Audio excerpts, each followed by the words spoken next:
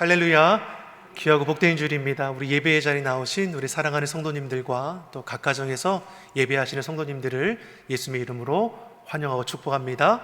우리 곁에 계신 분들과 우리 따스한 눈빛으로, 또 멀리 계신 분들과는 반갑게 두 손 흔들면서 우리 함께 인사 나누겠습니다. 잘 오셨습니다. 반갑습니다. 잘 오셨습니다. 반갑습니다. 오늘은 우리가 9월 둘째 주일이자 우리 교회력으로는 창조절 또 둘째 주일 예배로 드립니다. 천지를 창조하신 우리 하나님 아버지께서 코로나19로 지치고 상한 이 땅을 고쳐주실 뿐만 아니라 새롭게 하심을 믿습니다. 이 믿음으로 삶의 자리를 세워가는 우리 모두가 되기를 예수님의 이름으로 소망합니다. 우리가 영상으로 보신 것처럼 우리 9월은 우리 교회에 연결된 선교지와 또 선교사님들의 사역을 위해서 함께 기도하는 달입니다. 주보에도 기록되어 있고요. 우리 게시판을 통해서도 우리 교회가 협력하고 또한 이제 파송한 선교사님들의 그 이름이 다 이렇게 나열되어 있습니다. 하루에 한 번씩 꼭 이름을 불러가면서 꼭 기도에 동참해 주시기 바랍니다. 선교 영상 편지를 보신 것처럼 우리도 힘든 시대를 살아가지만 그들의 삶은 더 열악하지 않습니까? 그럼에도 주님이 주신 사명을 감당하기 위해서 헌신하죠. 이 어려운 때에도 성전이 지어지고 주의 복음을 전하기 위해서 마음 졸이며 기도하죠. 그 길이 열려질 수 있도록 하나님을 신뢰함으로 나아가는 그 길의 끝은 하나님께서 정말 예비하신 놀라운 은혜를 거두게 하심을 믿습니다. 우리 믿는 자들이 걸어갈 길임을 우리가 다시금 고백하면서 저와 여러분도 시대의 어려움 앞에서도 하나님의 영광을 바라보며 결실의 그날을 우리 소망 가운데 품고 나아갈 수 있기를 간절히 소망합니다. 우리 곁에 계신 분들과 우리 다시 한번 우리 이렇게 선포하겠습니다. 하나님께서 지키시고 도우십니다. 하나님께서 지키시고 도우십니다. 아멘. 우리가 지난주까지는 성령의 9가지 열매, 또 열매를 맺으라라는 제목으로 말씀의 은혜를 나눴습니다.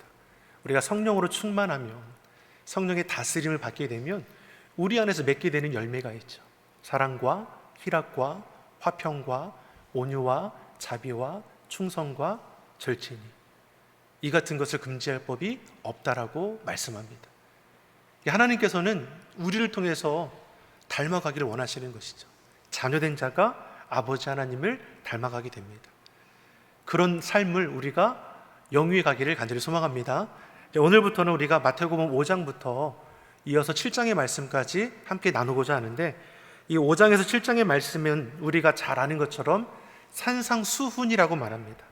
예수님께서 산에 올라가셔서 말씀을 가르치기 때문에 산상수훈이라고도 하고 산상설교라고도 이제 말씀합니다. 우리 본문 1절과 2절의 말씀을 우리 다시 한번 우리 같이 보겠습니다. 예수께서 무리를 보시고 산에 올라 앉으시니 제자들이 나아온지라 입을 열어 가르쳐 가라사대. 아멘. 많은 무리들이 예수님께 모여들었습니다. 예수님께서 본격적으로 온 갈릴리에 두루 다니시면서 가르치시고 전파하시며 치유 사역을 하셨습니다. 곳곳에 많은 이들이 모여들게 되는 거죠. 모여드는 이들이 누구이냐? 마태복음 4장 24절에서 25절의 말씀에 누구라고 나옵니까? 우리 한번 같이 읽어보겠습니다. 그의 소문이 온 수리아에 퍼진지라 사람들이 모든 앓는 자, 곧 각백병과 고통에 걸린 자, 귀신 들린 자, 간질하는 자, 중풍병자들을 데려오니 저희를 고치더라. 갈릴리와 데가볼리와 예루살렘과 유대와 요단강 건너편에서 허다한 무리가 쫓으니라. 아멘. 모여든 자가 누구냐? 소문을 듣고 쫓아온 자들입니다. 어떤 소문입니까? 예수님께서 이제까지 들어보지 못한 천국 복음을 전파하시는데 그 가운데 어떤 역사가 일어납니까? 모든 질병과 모든 약한 것을 고치시더라. 그런데 어떻습니까? 그 소문이 온 수리아에 다 퍼지게 됩니다. 고침받은 자들도 쫓아다니는 것이고 고침받은 사람을 곁에서 목격했던 자들도 쫓아다니는 것이고 소문을 듣고 허다한 무리들이 예수님을 따르기 시작합니다. 당시 어떤 자들입니까? 병든 자들, 소외된 자들, 버림받은 자들, 소망이 없는 자들이 예수님께 나온 것입니다.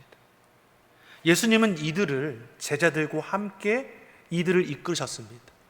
그리고 산에 오르셔서 이들에게 말씀을 가르치기 시작하죠. 산상설교의 핵심은 무엇이냐면 결론적으로 보면 하나님의 백성은 어떻게 이 땅을 살아가야 하느냐, 이것이 핵심입니다.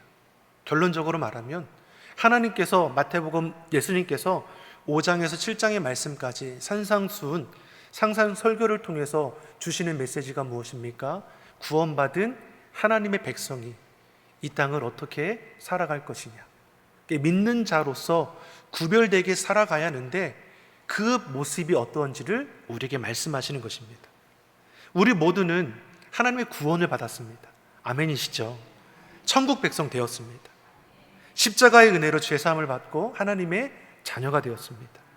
천국을 소유한 하나님의 백성답게 우리는 이 땅을 구별되게 살아야 할 것입니다. 하나님의 자녀로서 분명 우리는 세상에 속한 자들과는 달라져야 하죠. 바로 믿는 자로서 지켜 행해야 할 것, 바로 산상설교의 핵심이기도 합니다. 그 말씀의 첫 번째가 우리가 잘 알고 있는 이 팔복의 말씀입니다. 왜 팔복입니까? 예수님께서 8가지 복을 말씀하셨기 때문에 우리는 팔복이라고 합니다. 하나님은 어떠한 분이시냐? 구약을 통해서도 우리에게 말씀하시는 것처럼 하나님은 복 주시는 분이시죠. 우리는 하나님의 복을 의지하여 살아가는 자들입니다. 하나님께서 주시는 복을 사모하여 살아가는 것, 그리스도인들에게 마땅한 자세이죠. 누구나 복 받기를 원합니다. 복 받기를 싫어하는 분 있습니까? 없죠. 당시 예수님 앞에 나온 많은 무리들 또한 소문을 듣고 찾아왔습니다. 결론적으로 보면 무엇입니까? 복 받기 위해 찾아온 것이죠. 물론 이제까지 들어보지 못한 천국 복음을 가르치시는 것도 있지만 이보다 더 이들이 모여들게 된 이유는 예수님께서 병든 자들, 모든 약한 자들을 고쳤다라는 것입니다. 그러니 당시에 소외되고 부정하다 죄인 취급받던 자들, 소망 없던 자들이 다 주님 앞에 나와 회복된 은혜를 누리게 되는 것을 우리 4장에서 말씀하지 않습니까? 그런 무리들은 이미 어떻습니까? 불행의 문제가 고침을 받아서 행복하게 되었을 수 있습니다. 그런 무리들에게 예수님께서 무엇을 말씀하십니까? 정확하게는 제자들에게, 들을 게 있는 자들에게 말씀하기를 시작하는 것입니다. 이러한 자가 복이 있다라는 것입니다. 분명히 이들이 바라는 복은 다른 것일 겁니다. 예수님께서는 이들에게 심령이 가난한 자가 복이 있다, 애통하는 자가 복이 있다, 온유한 자가 복이 있다, 의에 줄이고 목마른 자가 복이 있다, 긍휼히 여기는 자가 복이 있다, 마음이 청결한 자가 복이 있다, 화평케 하는 자가 복이 있다, 의를 위하여 핍박받는 자가 복이 있다 말씀합니다. 복 있는 사람에 대해 말씀하는데 세상의 복과는 분명히 다른 겁니다. 예수님이 말씀하시는 복은 세상 기준이 아니라는 것이죠. 우리는 무언가를 가져야 하고 소유해야 이것을 복이라고 여깁니다. 그런데 예수님이 말씀하는 복이 무엇입니까? 저들이 바라는 것과는 전혀 다른 복입니다. 세상 가치로 이해할 수 없습니다. 구원받은 자, 천국을 소유한 자들만이 이해할 수 있고 이 땅 가운데 누릴 수 있는 복과 은혜입니다. 사랑하는 성도 여러분, 저희들이 이러한 복을 이 땅 가운데 누리며 살아가기를 예수님의 이름으로 축원합니다. 고린도후서 5장 17절에서 우리가 주님 안에서 새롭게 되었음을 말씀하지 않습니까? 고린도후서 5장 17절의 말씀 같이 보겠습니다. 그런즉 누구든지 그리스도 안에 있으면 새로운 피조물이라. 이전 것은 지나갔으니 보라 새 것이 되었도다. 아멘. 우리가 주님 안에 새로워졌죠. 지난날의 생활 방식에 얽매여서 썩어져가는 구습을 쫓는 옛사람은 우리가 벗어버렸고 우리 심령이 새롭게 되어서 의와 진리의 거룩함에 지으심을 입은 새 사람이 되었습니다. 우리는 새롭게 창조된 것입니다. 우리는 거듭났다 말씀하지 않습니까? 정확히는 무엇입니까? 회복된 것입니다. 없는 것이 생긴 것이 아니라 잃은 것을 다시 주님 안에서 되찾게 된 겁니다. 회복된 것이죠. 하나님께서 사람을 지으시고 행하신 첫 번째 일이 무엇입니까? 복을 주신 겁니다. 창세기 1장 28절의 말씀 우리 같이 한번 읽어보겠습니다. 하나님이 그들에게 복을 주시며 그들에게 이르시되 생육하고 번성하여 땅에 충만하라. 땅을 정복하라. 바다의 고기와 공중의 새와 땅에 움직이는 모든 생물을 다스리라 하시니라. 아멘. 하나님이 그들에게 복을 주시며 말씀하시기를 생육하고 번성하여 땅에 충만하라. 땅을 정복하라. 땅을 다스리라 말씀합니다. 우리로 해야 할 사명을 주시기 이전에 하나님께서는 복을 이미 주셨다라는 겁니다. 생육하는 거, 번성하는 거, 땅에 충만하고 정복하고 다스리는 것은 복을 받기 위함이 아니라 이미 받은 복을 가지고 누려라는 것입니다. 우리는 복을 얻기 위해 살아가는 자가 아니라 이미 받은 복을 누리고 나누는 삶을 살아가는 자들이라 말씀하는 것입니다. 아멘이십니까? 여러분, 우리는 이미 받은 것이 풍성하다라는 것이죠. 창세기 12장의 말씀을 보면 하나님께서 아브라함을 부르시고 하신 말씀이 무엇입니까? 내가 너로 큰 민족을 이루어 내게 복을 주어 내 이름을 창대케 하리니 너는 복의 근원이 될지라. 복을 주시는데 어느 정도까지입니까? 복의 근원이 되게 하셨습니다. 즉 구원하여 주심으로 복 자체가 되게 하셨습니다. 하나님께서 그들에게 복을 주시며 땅을 다스리게 하신 복, 아브라함을 주님께서 택하셔서 복의 근원 되게 하신 것, 저와 여러분에게도 허락하신 약속의 복입니다. 더 나아가 너를 축복하는 자에게는 내가 복을 내리고 너를 저주하는 자에게는 내가 저주하리니 땅의 모든 족속이 너를 인하여 복을 얻을 것이니라. 아멘. 왜 하나님께서 아브라함을 불러주셨습니까? 아브라함을 통해서 구원의 역사를 이루어가기 위함입니다.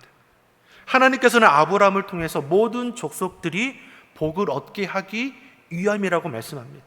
즉 구원함을 받은 자, 믿음의 사람을 통해 천한 만민을 복되게 하기 위해 불러주셨다는 것이죠. 저와 여러분이 이러한 복을 이미 받은 자이고 이러한 복을 이 땅 가운데 나눌 수 있는 자가 되어야 하는 것입니다. 분명 이 복은 세상의 복과는 다를 것입니다. 이 세상을 살아가는 많은 사람들 손에 쥐기 위해 힘쓰고 누릴 수 있는 것을 소유하는 것을 복이라고 여깁니다. 이러한 세상 복에 매여 있는 허다한 무리들을 향해서 예수님께서는 그 복에 대한 가치를 다시금 말씀해 주는 것이죠. 복에 대한 우리의 사고를 철저히 깨트려 주시는 것입니다. 세상 가치와 기준에 매여 있는 자들에게 하늘의 진리를 말씀해 주는 겁니다. 예수님은 썩어질 이 땅에 관심이 있지 않으셨습니다. 어디에 관심이 있었습니까? 팔복의 첫 번째 말씀, 심령이 가난한 자는 복이 있나니 천국이 저희 것입니다. 예수님은 천국에 관심이 있으신 거죠. 마지막 팔복의 내용 무엇입니까? 의를 위하여 핍박을 받는 자는 복이 있나니 천국이 저희 것입니다. 예수님의 관심이 천국에 있습니다.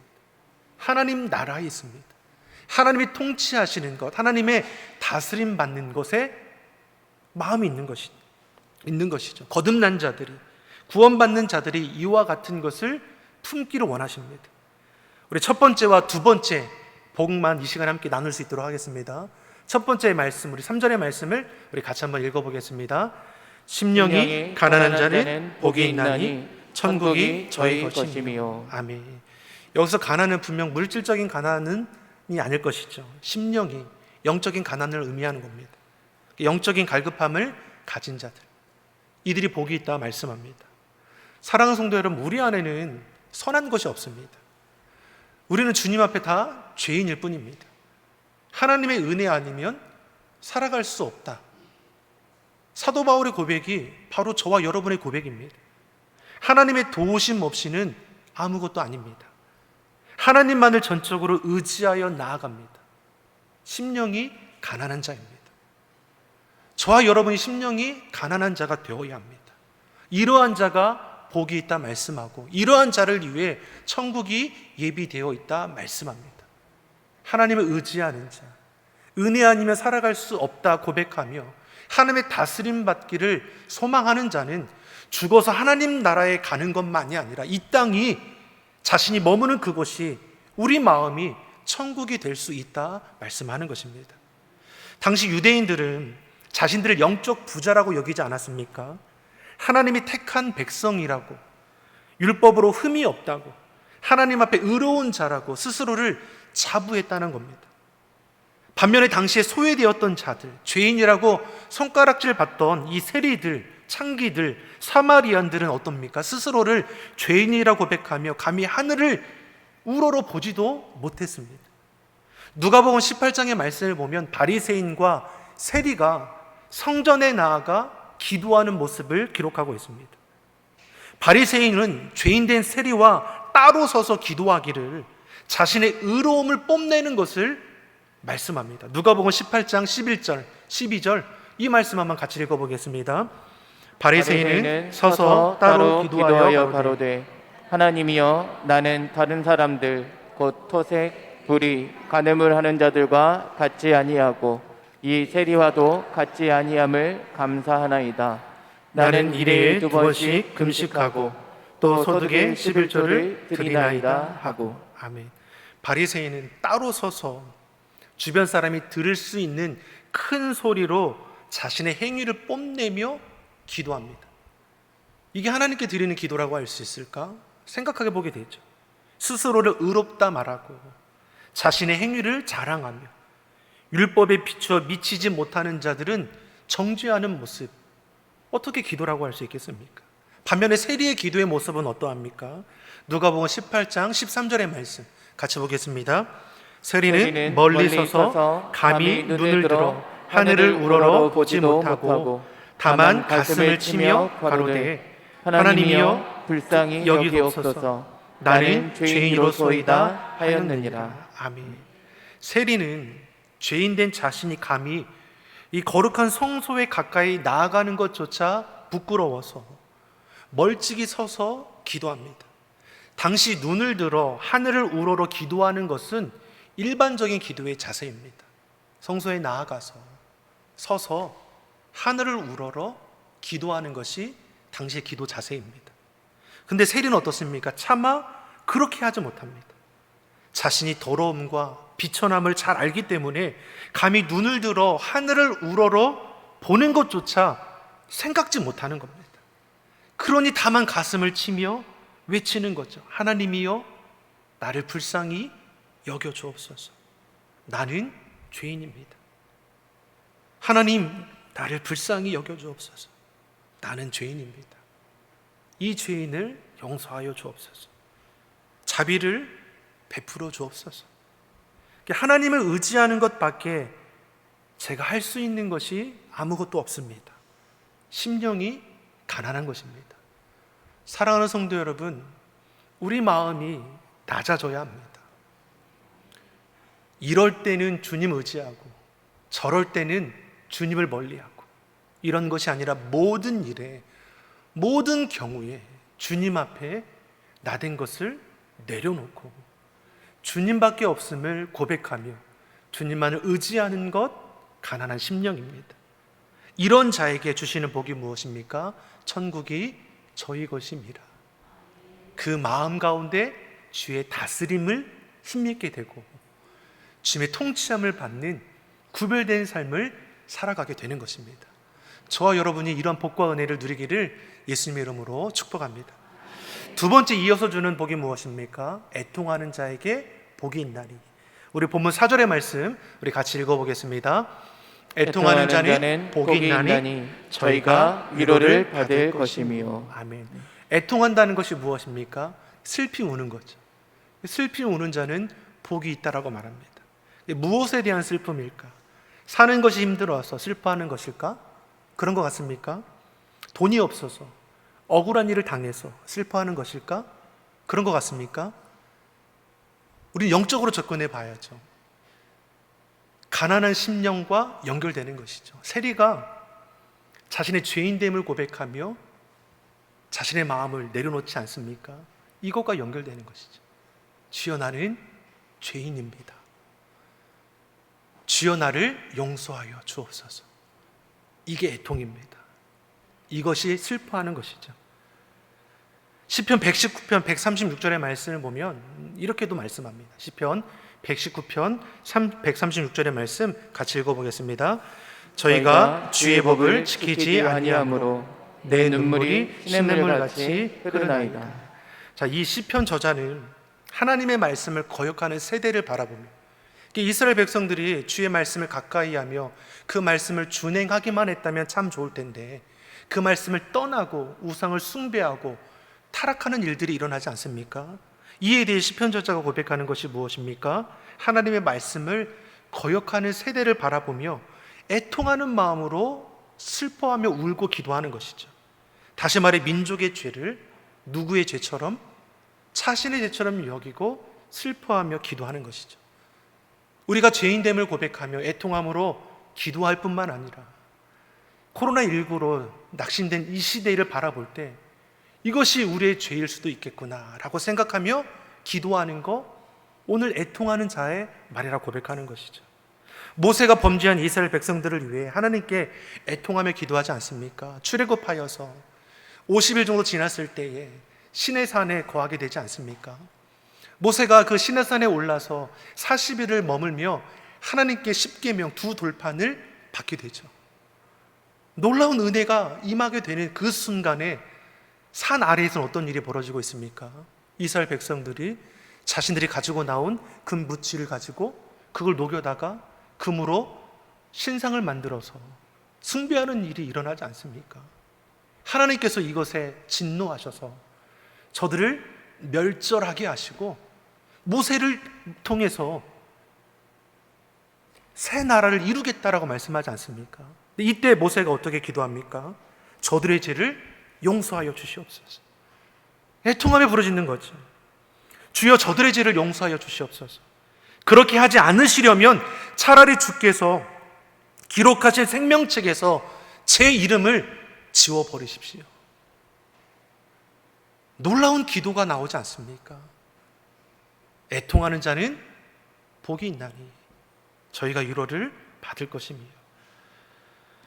이 모세 애통의 기도를 통해서 이스라엘 백성들이 구원함을 얻게 됩니다.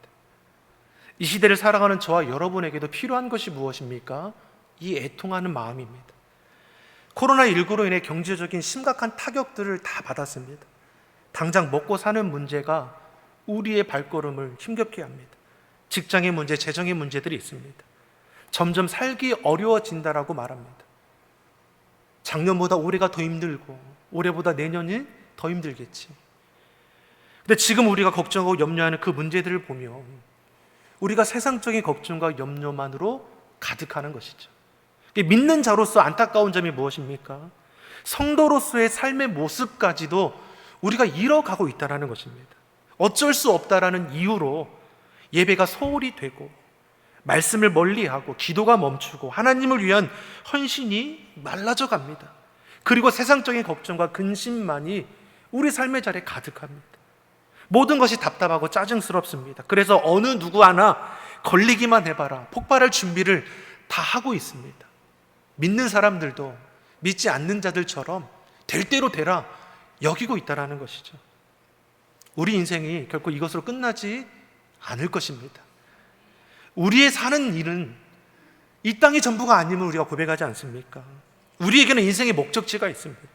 이 땅의 삶을 마치면 우리는 하나님 나라에 가게 됩니다. 그러기에 우리는 어떻습니까? 다시 무너진 우리 삶의 자리를 세워나가야 합니다. 세상의 가치와 기준이 아니라 하나님의 내 삶의 기준이 될 수 있도록 우리 삶을 세워나가야 합니다. 가르치고 전파하고 치유하는 교회, 하나님 중심, 성경 중심, 교회 중심, 이 신앙을 우리가 회복해야 하는 것이죠. 이를 위해 우리가 기도해야 할 때입니다. 시편 126편 5절 6절이 우리에게 뭘 말씀합니까? 우리 같이 읽어보겠습니다. 눈물을 흘리며 씨를 뿌리는 자는 기쁨으로 거두리로다. 울며 씨를 뿌리러 나가는 자는 정녕 기쁨으로 그 단을 가지고 돌아오리로다. 아멘. 눈물로 씨를 뿌리는 자, 울며 씨를 뿌리러 나가는 자는 기쁨으로 그 단을 거두게 하신다 말씀합니다. 애통하는 자에게는 복이 있나니 저희가 위로함을 받을 것이며 하나님께서 회복시켜 주신다 말씀합니다. 절망적인 상황에서도 하나님을 의지하고 구하고 찾는 자에게는 하나님의 위로함이 임하게 됩니다. 지금 당장에 달라지는 것이 없다고 해서 우리가 눈에 보이는 것 때문에 절망할 이유가 전혀 없다는 것입니다. 신실하신 하나님의 위로, 회복하게 하신 하나님의 은혜의 약속이 이미 우리 가운데 있기 때문입니다. 요한계시록 7장 17절에서 우리에게 뭘 말씀합니까? 우리 같이 읽어보겠습니다. 하나님께서 저희 눈에서 모든 눈물을 씻어 주실 것임이로라. 아멘. 현재의 어려움을 이기게 하십니다. 애통하는 자의 그 눈물을 주께서 씻어 주실 때가 오십니다. 우리는 소망 중에 그때를 바라보는 거 아닙니까? 한 치 앞을 보고 살아가는 인생이 아님을 우리가 잘 알지 않습니까? 심령이 가난한 자는 복이 있나니 천국이 저희 것이니 애통하는 자가 복이 있나니 저희가 위로를 받을 것이니 우리에게 예비된 복과 은혜를 이 땅 가운데 누리고 나가는 저와 여러분이 되기를 예수님의 이름으로 축원합니다. 기도하겠습니다. 사랑의 하나님 아버지, 우리를 복된 자로 불러주심을 감사합니다. 하나님의 자녀된 자로서 이 시대를 구별되게 살아가게 하시고 어려운 이때에 주의 말씀을 붙들고 삶의 자리를 세워가게 하여 주시옵소서. 약속의 복과 은혜를 누리게 하심을 믿습니다. 우리 심령이 가난해지게 하시고 애통하는 눈물을 통해 하나님의 귀한 일들을 이루어갈 수 있는 복 있는 주의 성도들이 다 되게 하여 주시옵소서. 감사드리며 예수님의 이름으로 기도드립니다. 아멘.